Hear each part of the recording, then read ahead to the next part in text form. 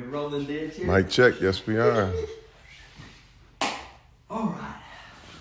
Here we go. All right. How you doing? How's it going, bro? Good. Nice to meet you. So good to meet you, man. All right, Terry. It's a big question, but what's your dream? Woo! That is a big one. This is the fact is my dreams have changed over the years. What I thought was my dream was really kind of like the start of me knowing what I really wanted. And this is the thing, as a kid, I was always a dreamer. Growing up in Flint, Michigan, and I had very, very, what I would call unfortunate circumstances of growing up in a house that was filled with domestic violence. But at the same time, the city was dying in regards to the auto industry was dying where I came from, and also the crack epidemic was rising. So the rise of drugs and the lack of jobs and opportunities for a lot of people created this vacuum that happened in Flint, and I was there and I was panicked. Like, it became a panic of how am I going to survive? How am I going to get out? How am I going to live? How am I going to achieve these dreams? Now, mind you, as a kid, I always dreamed of being famous, okay? But I didn't know what it would be. You know, it's kind of weird because you see TV and I liked everything. Like, first time I saw a soccer game, I joined the soccer team. First time I saw a football game, I went and tried to join the football team. When I saw artwork and see people drawing, I started drawing. I remember getting my pencils and paper and started drawing. The first time I saw Star Wars, I said, I need to be in entertainment. So you're talking about all these dreams, and most of those dreams, from athletics to sports to art to entertainment to performing, all ended up with you being famous. You know what I mean? So my job, I felt, was to, whatever I do, get famous at it. Like, get good enough to be famous. And so that left a lot of roads. You know what I mean? I decided that football was going to be my way out of Flint. So I was going to be this athlete. So my first dream was to be a pro athlete, you know? But this was the thing. At the same time, I had an art talent. I was left-handed, right-brained, and I had a lot of art ability. Like, the art ability that I had was always giving me light and giving me opportunities that I wouldn't have had I not shown it.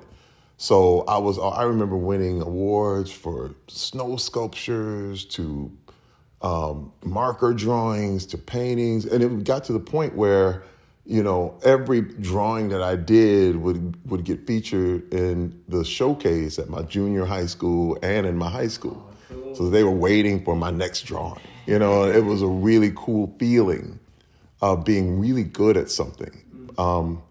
And so art became my thing, but I didn't think I didn't have any real examples of how to be famous at art, except for maybe Picasso or Rembrandt, or most of the famous artists were dead. Yeah. So I was like, that ain't gonna work. You know what I mean? I said, getting famous at art, you gotta die first. You know what I mean? I was like, I don't wanna die. So we're gonna push that dream to the future, right? I said, but as an athlete, I could be famous now. I could be famous doing my thing. So, but the problem is the school I went to was not a big athletic school. It was all about science and art and the whole thing, and I was picked because of my art talent.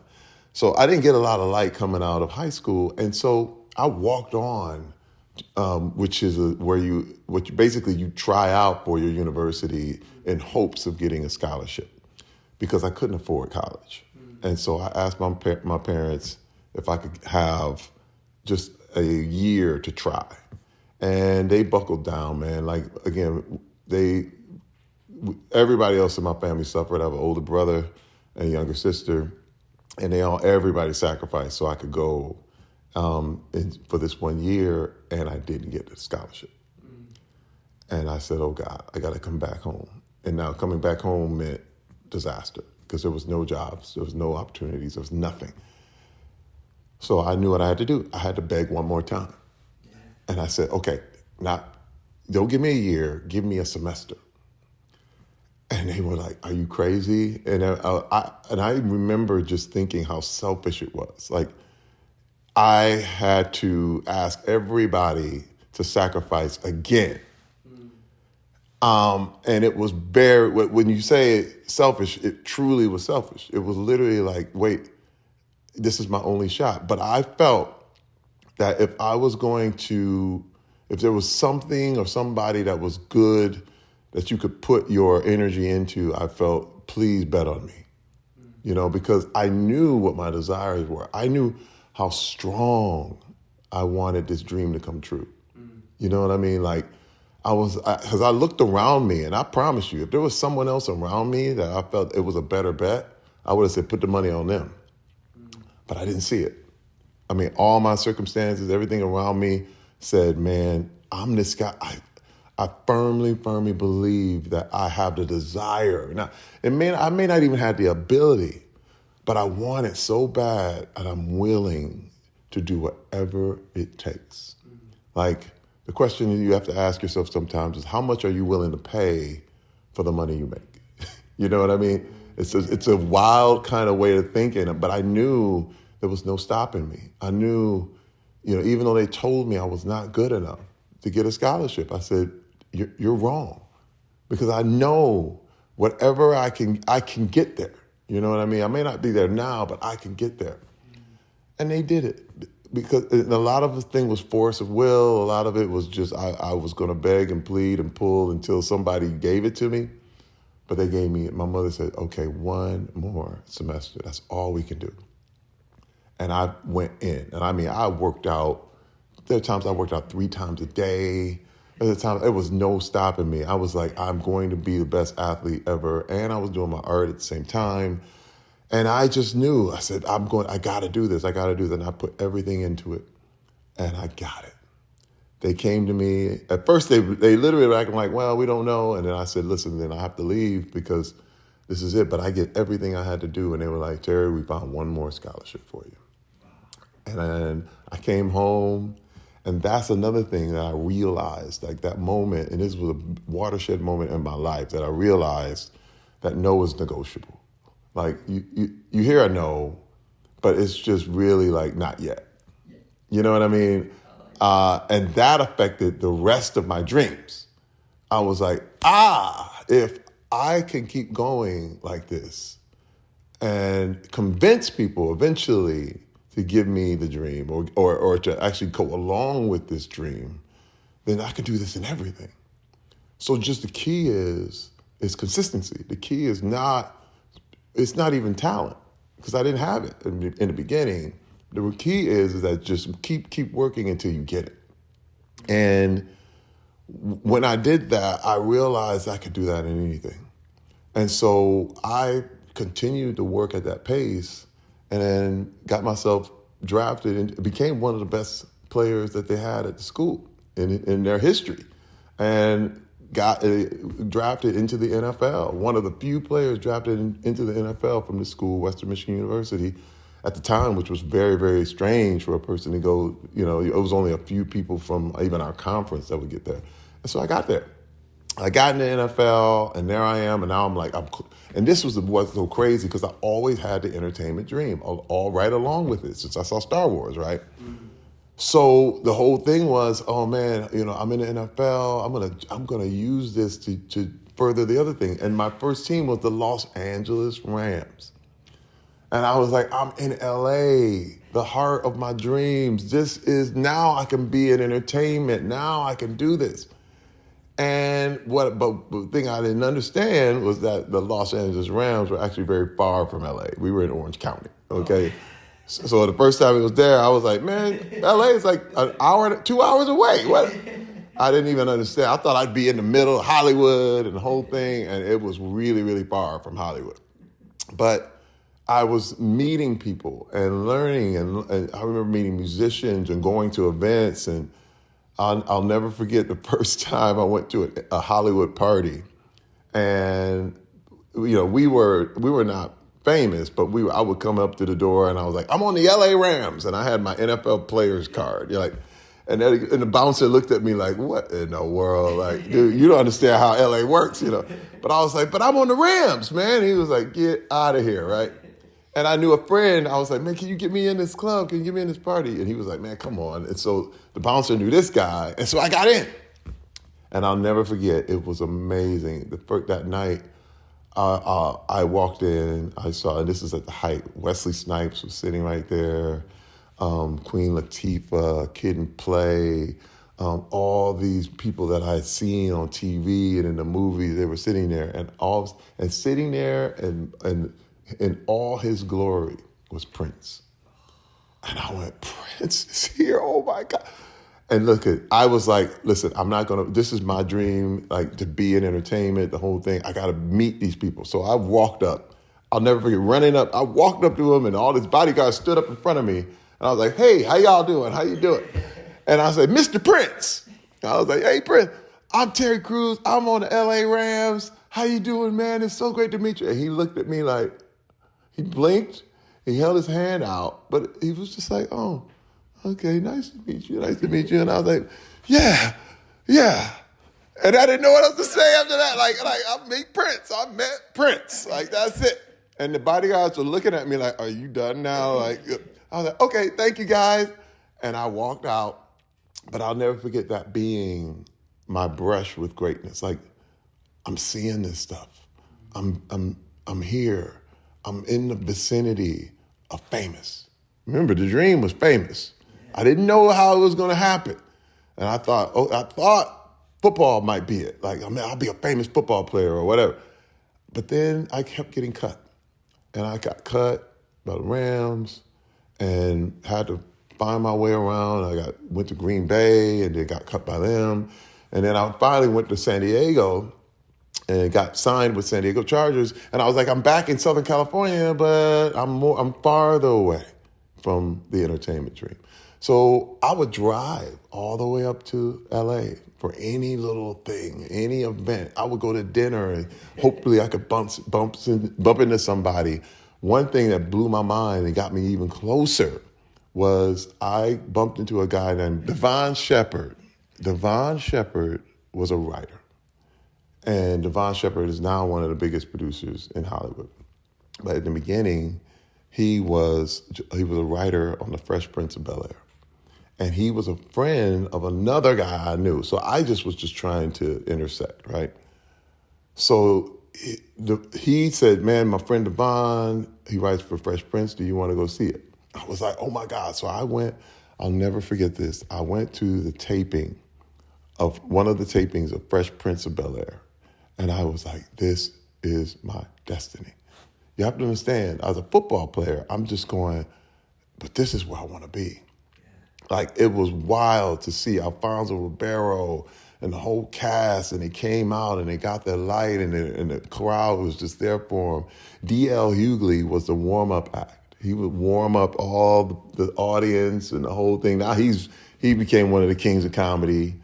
And there I was, and I remember just everyone laughing, and I was like, I can't believe it. Like, I want this. I want this. And it was so amazing to watch.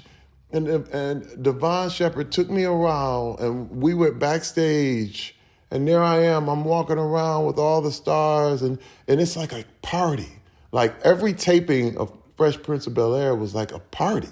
I mean, who knew who would stop in, and there would be Arsenio over there, and there's so-and-so over there, and people would come in, and it was just an event. And then I went back and got to meet Will.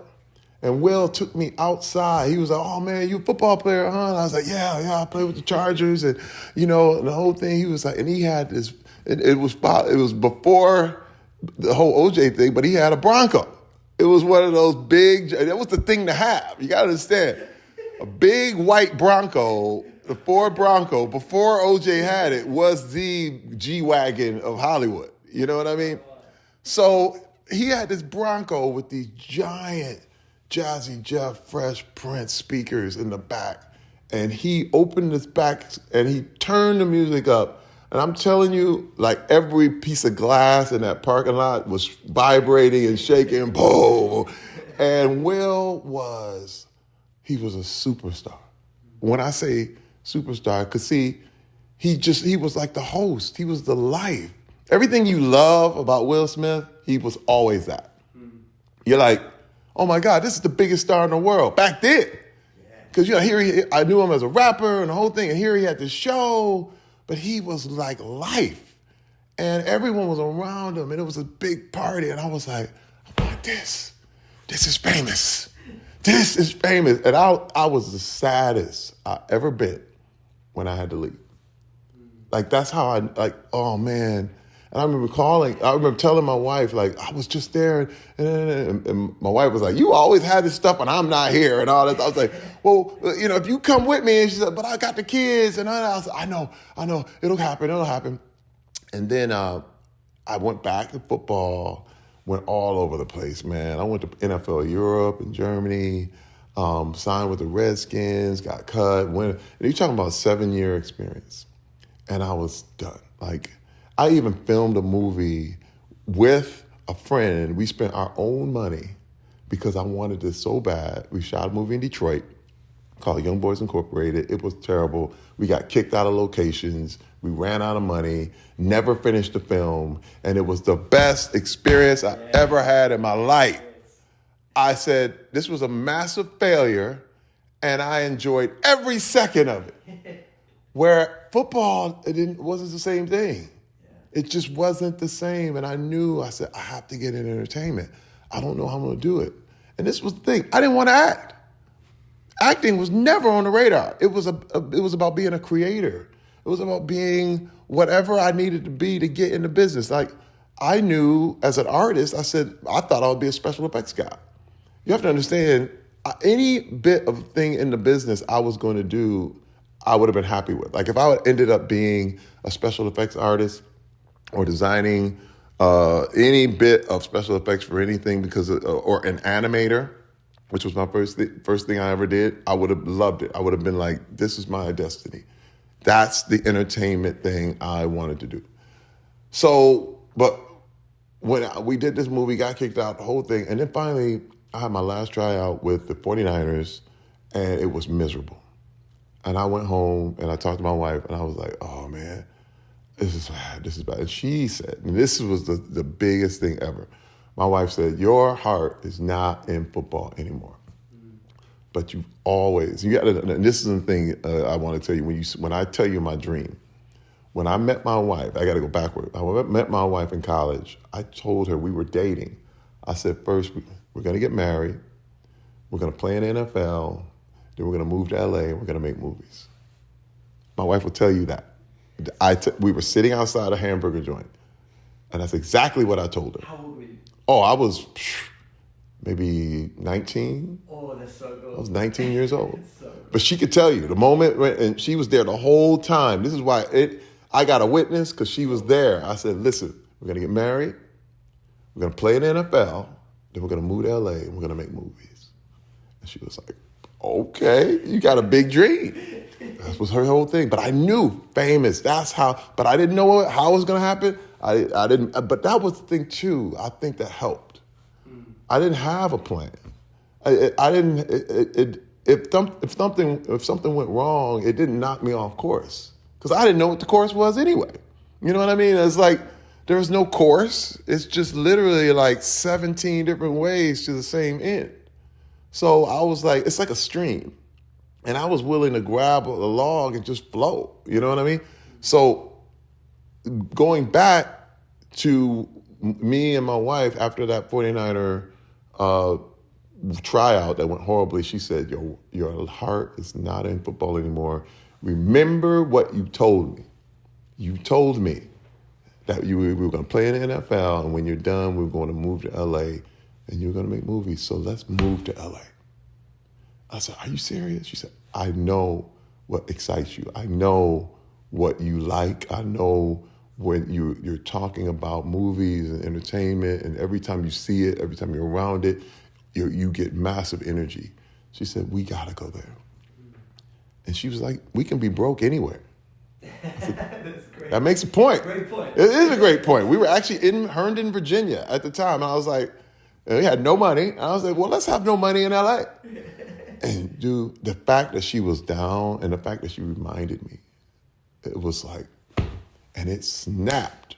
We had 2 little girls at the time, and we have 5 total now, and all those kids are adults right now, 36 through 18. Wow. But the first 2 were very, very young. We loaded them in the car, put them in there, and this is around 1997. Put everything we had in a car, put it in a U-Haul, dragged it all behind there, and we rode to LA without a soul, not knowing anybody. And just said, we're going to make our way. And once we got there, we unpacked, we stayed in this like hotel that let you rent by the month. And we bounced around and promptly lost everything. When I say everything, we were more than broke. My first job was sweeping floors. I had to get a job because we had nothing. How old at this time? This is 1997, which would put me at 31. Really? Wow. Yes. Oh, actually 30. I'll be 30. So let's say 97, 98 would put me at 30. So 1968. Yeah. So I was 29 years old. Wow. You know what I'm saying? And so this new phase, you know what I mean? Remember, that was 10 years from when the time me and my wife had been together and the whole thing. So at 29, 1997, and by the time I was around 1998, I was 30 and I was sweeping floors. And I was like, uh-oh, I'm far from the dream. You know what I mean? This ain't famous. And my wife even asked me, she said, how long are we going to fool around if this, until we figure out, maybe we need to leave or whatever. And I said, we're never leaving, ever. I said, please. I said, if it happens when we're 99, it'll be worth it. And she said, that's all I need to know. She said, I just wanted to know how far you were into it. And again, it's the same thing that happened when I was in college, with my parents, and asking them one more time, give me that other shot, because I knew no one had more of a desire than me. And the same thing there. I said, we're never, ever leaving. We're never stopping. Because I learned if you keep going, it's going to happen. If you just keep going. The problem is people quit. And the problem is you stop before people stop it on the 1 yard line. And they quit, and they could have just kept going, and then you would have got it. But they don't know. You don't know how far you are. You don't get to know how far you are. Yeah. No one's going to tell you. And so I said, man, let's go. And I was bouncing. I finally got a job after sweeping floors. I got a job filing papers at Veterans Administration. Then I got a job doing security on movie sets. And I was like, oh my God, I'm in the movie business. Listen, man, I was so happy. You got to understand, we made no money. But I was the happiest I ever been. I would go, and my first movie was Man on the Moon with Jim Carrey. Milos Forman was directed. And I'll never forget, I was walking around and I was, corralling extras, and I had to watch the parking lots and the different things. And I remember seeing Jim Carrey walk by, and Danny DeVito showed up, and I was like, oh my God, that's him. And they were like, and they walked in, I heard them talking to Jim Carrey, like, hi, Andy, how are you, Andy? And I was like, oh, these guys are crazy. Because I was just watching, like, they're calling him Andy. And he's never changed character. The whole time, everybody was like, Andy, we need to get Andy out here. Andy on set. Andy's coming. Are you in the documentary? Security guy? Have I seen it? Are you in it? No, I'm not in it. Okay. I'm not in it, but I was just security. Maybe if I'm in the background, if there's a little shot of me, but I remember seeing and hearing them call him Andy and the whole thing. And I knew that was a fact because I watched it. I saw it. So I don't need a doc. I was like, dude, this is wild. And I remember what was so amazing was the craft service. Like the craft service was steaks and lobster and oysters and all, and we could eat on craft service. So what I would do is pack like a couple and bring them home for the family. You know what I mean? Because they would just throw stuff out. And I was like, can I get a lot? I got a big appetite. And they would be like, oh, yeah, go ahead, man. You can grab a couple of, and I mean, I've had a beautiful breakfast, lunch, and dinner, and I would stack them up. And then I would sneak them back, and I was like, babe, look, we got lobster today. And the kids were like, ooh, shrimp, These are the little luxuries that we enjoyed. I mean, before, we had nothing, man. It was crazy. So, and I also did 2 jobs. Another job I had was bouncing. And so I would do the security in the day, and then I would bounce at a club called Timmy Nolan's in Burbank at night. I would do Friday, Thursday, Friday, Saturday. So it was 3 nights. And so it became the gas money for the week. You know what I mean? It was like the extra. We had main stuff was groceries, and the other stuff was like gas and extras. And another guy came by, a police officer named Trevor, and this guy, Trevor Zimba, and he was like, dude, he said, you're above this, man. He's like, I know you played in the NFL, man, but you got something else. You got something real. You should try acting. And I was like, well, I don't know, He said, man, I got a friend of mine who's having this show, and he invited me to an audition. And so one day, I wasn't doing my security job. Trevor called me up and he said, dude, you got to get down to Santa Monica right now. They're auditioning for the show I was telling you about right now. You got to come. And for some reason, I wasn't working that day, which was strange because I always worked. And then another thing was weird is that I didn't get up and work out because I always got up and worked out. But for some reason, I didn't.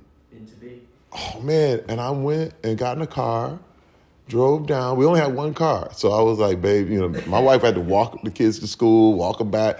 We would always trade the car, when it was needed.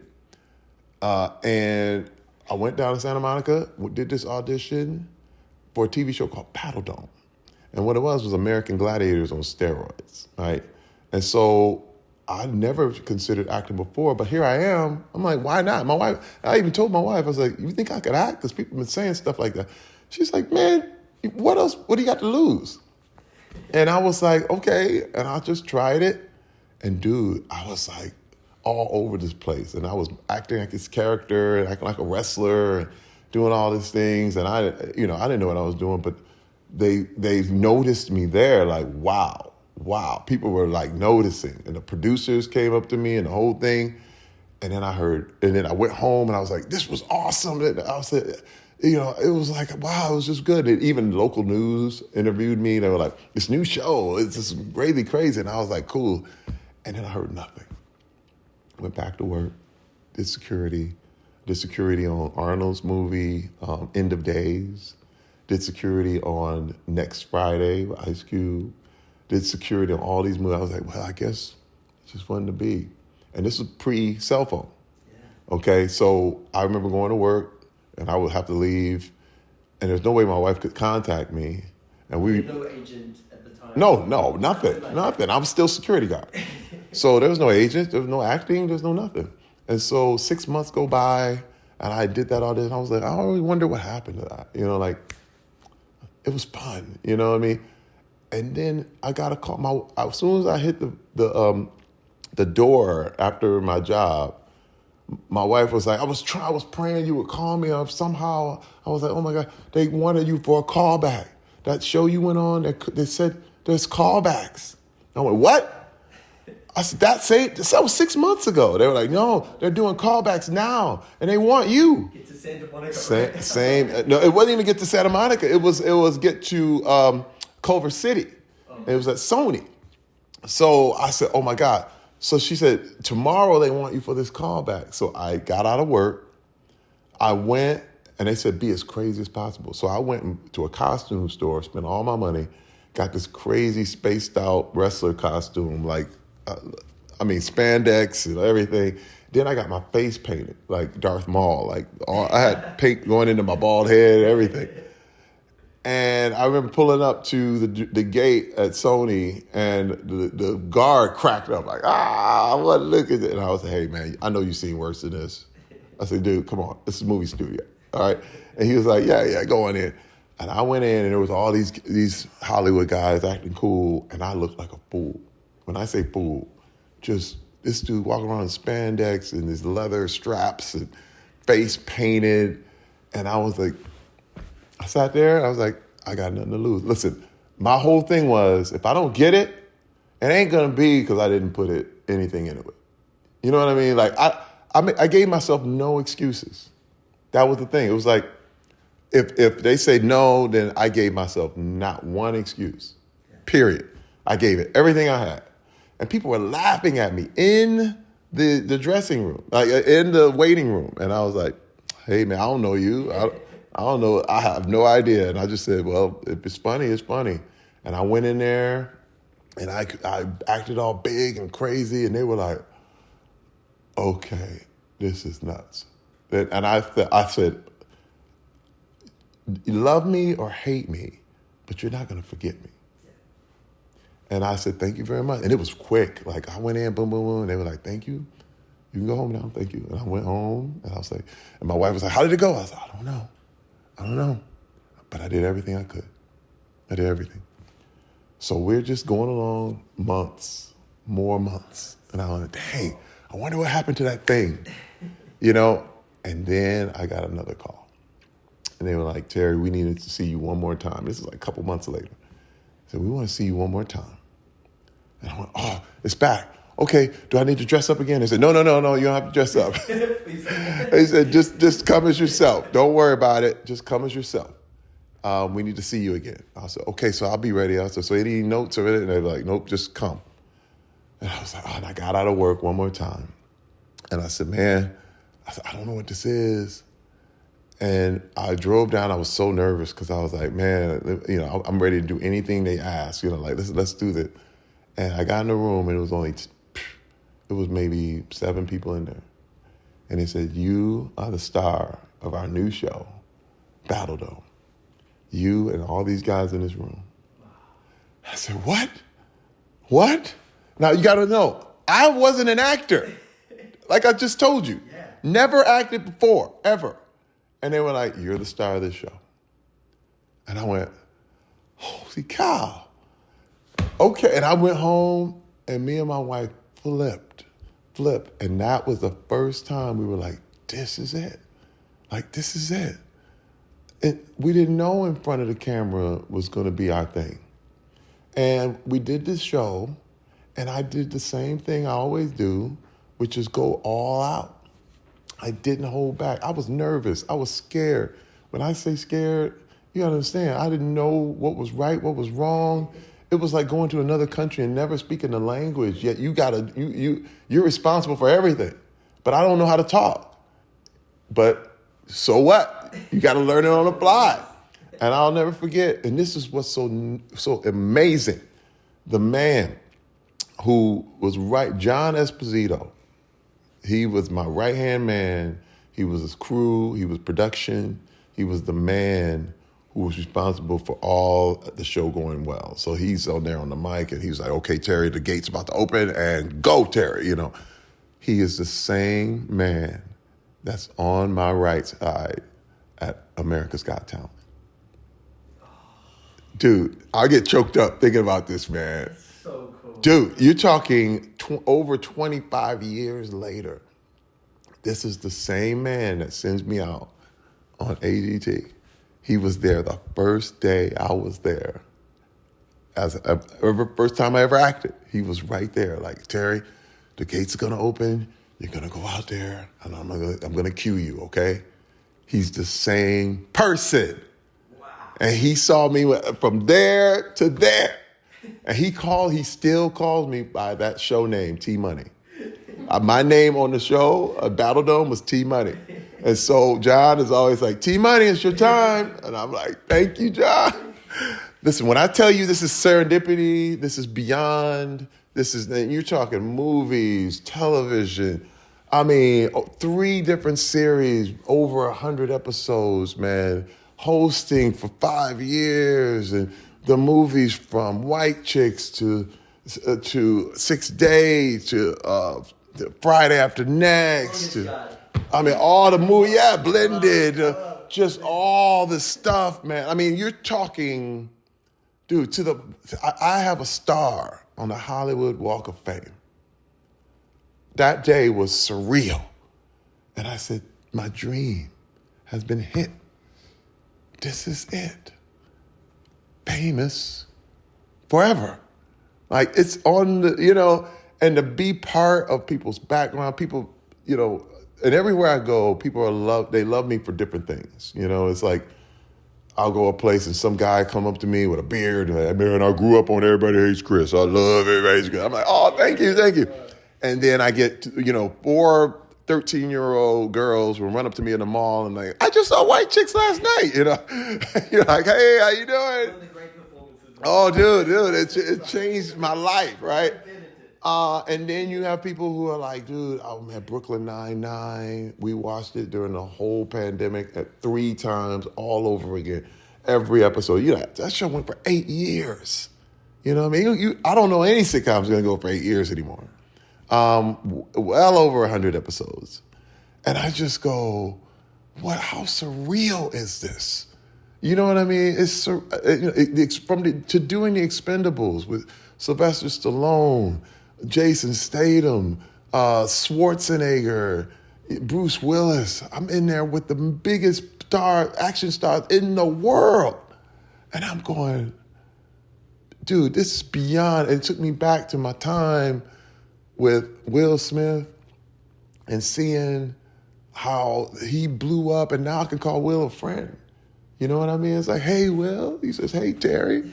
You know what I mean? And I told him about that time. I was like, dude, I visited you a long time ago. He was like, man, I remember you coming over there. And what was this is so surreal and so beautiful and so amazing about what dreams are. You know what I mean? And one thing I do want to say is that success is never a mistake. I want to mention that there was a lot of serendipity, and there was a lot of like, whoa, I didn't see that coming. But it wasn't accidental. It was planned. And when I say planned, I had a plan. Meaning, okay, you have to plan out and know what it is you want. You have to know, okay, I want to be here, but I have to do things every day to keep me ready for this thing I don't know what's going to happen. Yeah. Whereas if you stop and you're not working on yourself, or you don't prepare, or you're not ready when your opportunity comes, you miss it. So my whole job was always to be ready, willing, and able when this strange opportunity comes out of nowhere. I'll be honest, last year, I just said, man, I got to stay in shape. I got to stay ready for whatever happens. And I'm sitting there, and I'll never forget, me and my wife were supposed to go on a vacation to Indonesia. I mean, we were actually going to Thailand. And I got a call, and they were like, dude, there's this movie shooting in Budapest. You got to get on a plane. You got 8 hours. And I was ready. Yeah. I packed my bag, boom, boom, boom, boom, boom, boom, boom. I'm a month and a half in Budapest shooting a movie with Dave Bautista. It'll be out this year. So cool. Called The Killer's Game. And I was ready. But see, if I wasn't ready, if I was, oh man, I'm chilling, I'm not in shape, I'm sorry, I can't do it. You miss your opportunity. You miss it. Yeah. And the key is preparation. Always be prepared for your dream to happen. It's not that you know what it's going to happen, you don't know whatever, but it's just always I have a spirit of expectation. You know what I mean? There's this expectation that dream could be tomorrow, it could be 2 weeks, it could be next year, but you don't know that. And I always felt that, like, just be ready all times. And just, you don't want to turn around and miss it when your dream is coming right near you or by you, or you got to grab it. And one thing that I feel I tell my kids and everything is that, freedom isn't given, it's taken. You know what I mean? Like, to really be free, you have to take it. Because if you ever have to ask anybody for freedom, you'll be a slave forever. You know what I mean? But you have to take it. Like, the fact that we moved to LA was us taking it, because there's a lot of people like, yeah, we need to do that, and then we never do it. Yeah. But my wife and I have always been about taking it. Just take it. Do it. Show up. Who knows? You know what I mean? Like, it doesn't matter what happens at the end. What matters is that you're always prepared and ready. You know what I mean? And for your dream to happen, and let me tell you, we have surpassed. And I tell you right now, I have surpassed what I thought I wanted. I am 100 times past that. First of all, I go to Japan. People call me by my first name. I go to Dubai. I've been to South Africa. I've been to Brazil. I've been to Korea. And they're like, Terry. I'm probably one of the most famous people in the world. Because wherever I go, I can't hide. I can wear a hat. You can wear a fake mustache. They're like, that's Terry Crews. It's like, it's not like there's a bunch of people who look exactly like me. You know what I mean? And this is what I wanted. This is the place I wanted to be. You know what I mean? But this is another thing. It's that I'm just getting started. Like at no time ever did my dream ever diminish. Like there's more. There's many more things. And just like I didn't know I was going to be in front of the camera, I have no idea what's next for me.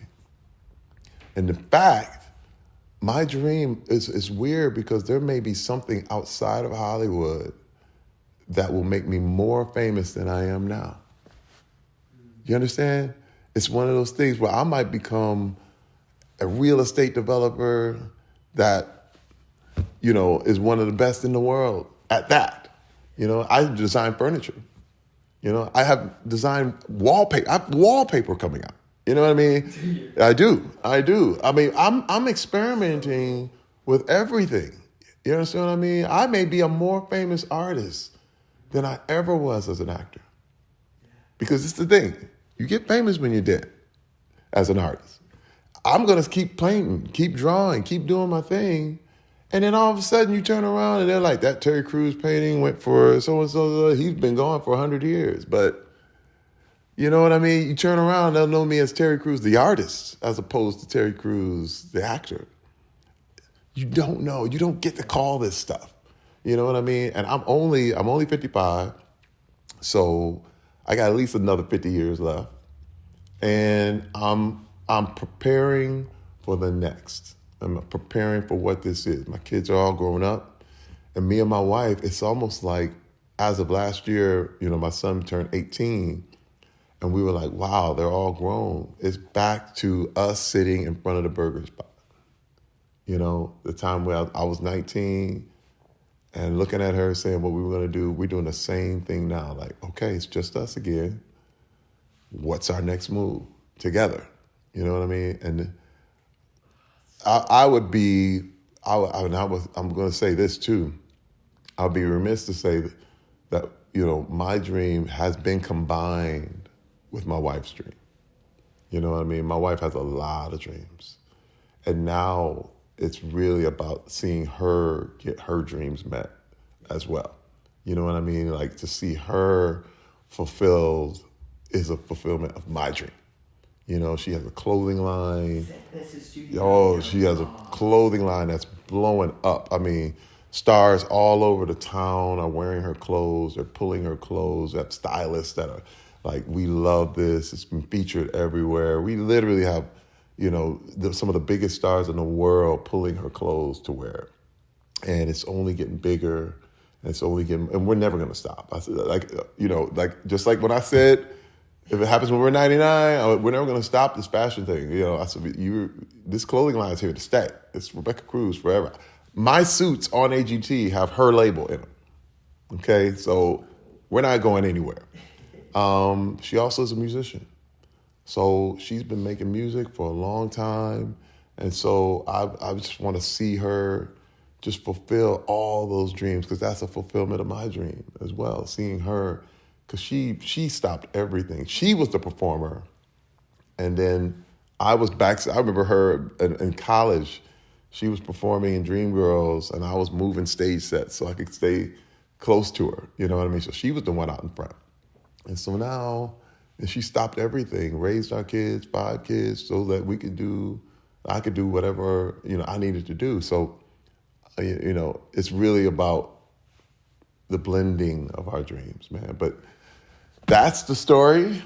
All as fast as I could tell it, because I'm gonna tell you, there's so much more. It gets really convoluted, but I tried to kind of truncate it into what my dream is. Okay, so thank you. Dude, that is